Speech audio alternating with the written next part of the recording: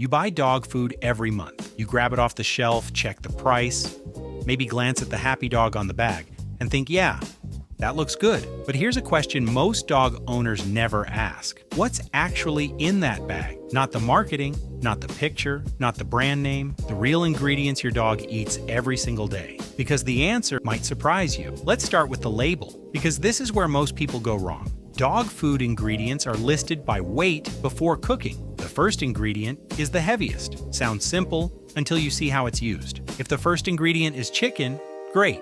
That's protein. That's what you want. But look at what comes next. If you see chicken, then corn, wheat, soy, and more grains, what you really have is a food where most of the content is grain. Why?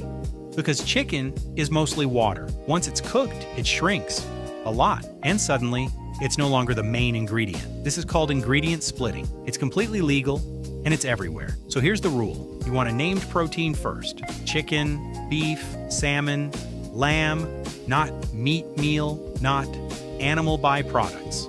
A real named protein first. Now let us talk about what is on the outside of the bag. Because the pet food industry spends enormous amounts of money on packaging, and almost none of it means what you think it means. Natural. This word has no regulated definition in pet food. It means nothing legally. A food can call itself natural and contain artificial preservatives, completely allowed.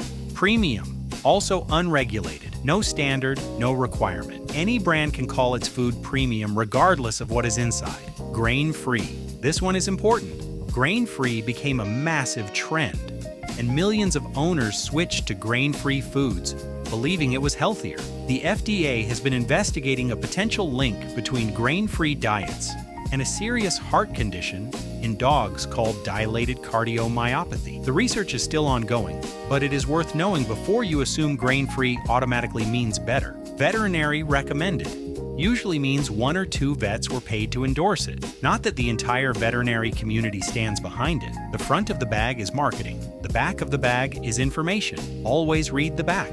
Here are the ingredients that should make you put the bag back.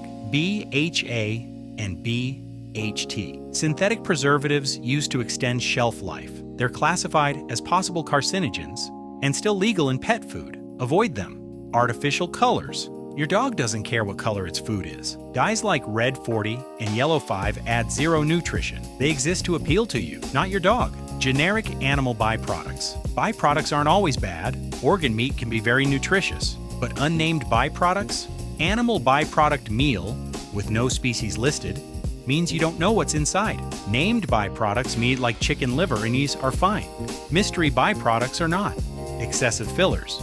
Corn syrup, white rice, potato starch in large amounts. They spike blood sugar and offer little nutritional value. Some carbs are normal. A food built mostly on cheap starch is not. So what does a good dog food actually look like? First, a named protein at the top. Chicken, beef, lamb, salmon, turkey. You should know exactly what your dog is eating. Whole vegetables and fruits. Sweet potato, blueberries, carrots, peas. Real ingredients are a strong sign of quality. Named fats. Chicken fat or salmon oil, not just animal fat. These provide omega fatty acids that support coat, joints, and brain health. Natural preservatives. Vitamin E, mixed tocopherols, and vitamin C, ascorbic acid. Same purpose, without the concerns of synthetic additives.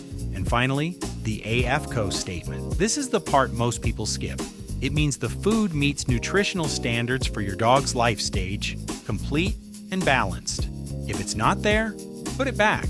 The format debate. There's no single right answer, but here's the honest breakdown. Dry kibble is convenient, affordable, and has a long shelf life. For most dogs and budgets, it's a perfectly valid choice if the quality is good. The downside is high heat processing, which can reduce some nutrients. That's why quality matters. Wet food has higher moisture, which helps, especially for dogs that don't drink enough. It's also more appealing for picky eaters. The trade-off is cost and a shorter shelf life once opened. Raw feeding has a passionate following. Supporters say it reflects a dog's natural diet and improves coat, energy, and digestion. Critics point to risks, bacteria like Salmonella and E. coli, and the difficulty of balancing nutrition properly. If you try raw, work with a vet or nutritionist first. Done right, it can be excellent, Done badly, it can cause harm. So here's the honest answer. A high-quality food in any format beats a low-quality food in any format every time. Focus on ingredients first, format second.